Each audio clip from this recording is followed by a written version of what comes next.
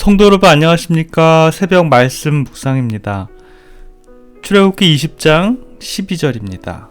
내 부모를 공경하라. 그리하면 너의 하나님 나 여호와가 내게 준 땅에서 내 생명이 길리라. 십계명의 5번째 계명이지요. 구약에서의 이 계명이 신약에 와서는 어떤지 한번 살펴보겠습니다. 에베소서 6장 1절로 3절에 있는 말씀입니다. 자녀들아 너희 부모를 주 안에서 순종하라. 이것이 옳으니라. 내 아버지와 어머니를 공경하라. 이것이 약속 있는 첫 계명이니 이는 내가 잘되고 땅에서 장수하리라. 부모 공경은 하나님의 명령입니다. 뿐만 아니라 약속 있는 첫 계명이라고 이렇게 합니다. 장수와 형통의 비결이 또 여기에 있는 것입니다. 명령이란 지켜도 되고 안 지켜도 되는 것이 절대로 아니죠. 반드시 지켜야 합니다. 그리고 부모를 공경하라는 이 명령은 부모의 명령도 아니고 또 모세의 명령도 아닌 하나님의 직접적인 그런 명령이지요. 이 명령은 십계명의 5번째 계명이지만 사람과 사람 사이에서 지켜야 할 계명으로는 첫 번째 계명입니다. 그래서 에베소서는 약속 있는 첫 계명이다라고 이렇게 사도 바울 선생님을 통해서 우리들에게 설명합니다. 공경한다는 말의 헬라어 의미는 귀하게 여긴다, 가치를 둔다라는 말입니다. 그런데 실제로 성경은 부모 공경에 대하여 자주 언급되고 있지는 않지만 구약과 신약의 말씀을 통해서 우리들의 삶 속에서 참으로 귀하고 가치를 두는 부분이 바로 이 부분인지는 우리가 스스로 살펴봐야 하는 것이죠. 그러나 성경을 자세히 살펴보면 부모를 공경하지 않는 죄는 죽어 마땅한 죄라고 이렇게 지적을 합니다. 성경은 부모 공경에 대하여 얼마나 엄격하게 다루고 계시며 또 부모를 공경하지 않는 죄가 얼마나 큰 것인가를 우리들에게 분명하게 지적하고 있는 그런 부분이 있는데요. 출애굽기 21장 17절에 보면 그 아비나 어미를 저주하는 자는 반드시 죽일지니라 라고 이렇게 기록하고 있습니다.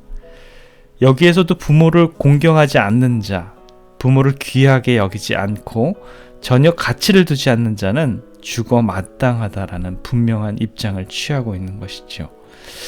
어찌 보면 좀 가혹한가요? 성경은 그러한 사람을 죽이는 방법도 제시하고 있는데요. 신명기 21장 18절부터 21절에는 이렇게 밝히고 있습니다. 사람에게 완악하고 패역한 아들이 있어 그 어미의 말이나 그 어미의 말을 순종치 아니하고 부모가 징책하여도 듣지 아니하거든 그 부모가 그를 잡아가지고 성문에 이르러 그 성읍 장로들에게 나아가서 그 성읍 장로들에게 말하기를 우리의 이 자식은 완악하고 패역하여 우리의 말을 순종치 아니하고 방탕하여 술에 잠긴 자라 하고는 그 성읍의 모든 사람들이 그를 돌로 쳐 죽일지니. 참으로 끔찍하지 아니할 수가 없습니다. 부모를 공경하지 않는 자녀를 타인이 아닌 부모의 손으로 멱살을 끌듯이 잡아다가 장로들에게 보이고 또 설명하고 보고 듣는 성읍 사람들은 하나님의 율법에 의지해서 돌로 쳐서 죽여야 된다라는 그런 법이죠. 이 법을 잘 살펴보면 이렇습니다. 돌로 쳐 죽이는 참 중대한 이 버린 이 규례는 하나님께 행한 잘못과 동일하게 다스려지고 있다라는 것이지요. 레위기 24장 15절과 16절에 보면 누구든지 자기 하나님을 저주하면 죄를 당할 것이요 여호와의 이름을 회방하면 그를 반드시 죽일지니 온 회중이 돌로 그를 칠 것이라 라고 이렇게 얘기합니다. 우리들의 영적인 부모님 하나님께 혹은 육신의 부모에게도 같은 형벌이 처해진다라는 사실입니다. 사랑하는 성도 여러분, 우리들의 삶은 어떠하신가요? 하나님께서 순종하고 공경하시지만 육신의 부모에게는 그렇게 하지 않으시는지 모르겠습니다. 아니면 육신의 부모는 순종하지만 또 공경하지만 영적인 부모 되시는 하나님께는 아직 순종하지는 못하시는지요. 노모를 둔 형제가 살았습니다. 형은 살림살이가 넉넉했으나 동생은 참 가난했습니다. 형은 어머니에게 늘 좋은 옷과 맛있는 음식으로 모셨는데 어머니가 형의 집에는 많이 있지 않고 작은 아들 집에 가기만을 하면 그곳에 계속 머물러 있고 돌아올 생각을 않는다라는 것이죠. 거친 음식과 불편한 잠자리인데도 불구하고 자주 작은 아들네 집에 간 어머니는 소식이 없어서 큰 아들은 그 까닭을 어머니께 물었습니다. 어머니가 이렇게 대답을 합니다. 옷과 음식이야 너니 내만 할까마는 거기에 가면 내가 잠자리에 들기 전에 등을 긁어주는데 어찌나 시원한지. 노모를 즐겁게 해준 것은 큰아들의 옷과 음식보다는 작은아들의 사랑과 정성이었습니다. 노모에게 옷과 음식도 물론 필요합니다. 그러나 더 절실했던 것은 자신의 몸에 와닿는 자식의 살결, 그리고 그로부터 느낄 수 있는 따사로운 정감이었던 것이지요. 우리들은 부모님의 상황만이 아니라 부모님을 잘 알아야 합니다. 그분의 자식에 대한 사랑과 헌신, 그리고 그 어떤 희생을 하면서 살아오셨는지, 또 부모님이 이런 사랑, 관심, 정성, 헌신, 자식들을 위해 바치는 그 모든 것을 알면 알수록 그냥 자녀들은 부모를 공경하지 않을 수 없습니다. 부모님의 이 거칠어진 손마디를 여러분 기억해 보시기 바랍니다. 주림살이 패인 얼굴들 기억나십니까?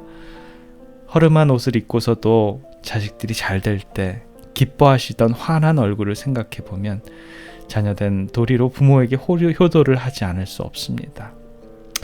몸이 가까이 있는 것만큼 마음도 가까이 있고 또 정성도 그리고 사랑도 가까이 있어야 합니다. 우리들의 영적인 부모 되신 하나님께 대해서도 우리 더 가까이, 더 자주 기도하고 더 자주 하나님의 집을 찾아오고 우리들의 마음을 드려야 하는 것이지요. 이런 가까이 하는 것을 통해서 공경의 길도 또 효도의 길도 그 길로 우리 매진해 가시는 우리들의 삶의 여정길이 되기를 기원합니다. 기도하겠습니다. 사랑의 아버지 하나님, 우리들에게 육적인 부모와 또 영적인 하늘 부모님 되시는 우리 하나님을 선물로 허락해 주셔서 참 감사합니다. 늘 순종하고 공경하는 마음을 가지고 살아가도록 주님 인도해 주시옵소서.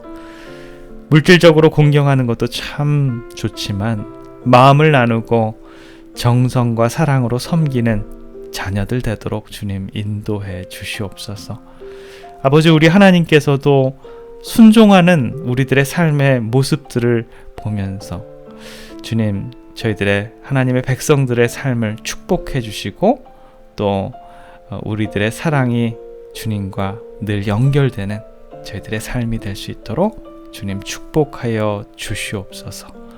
사랑의 예수 그리스도의 이름으로 간절히 기도드립니다.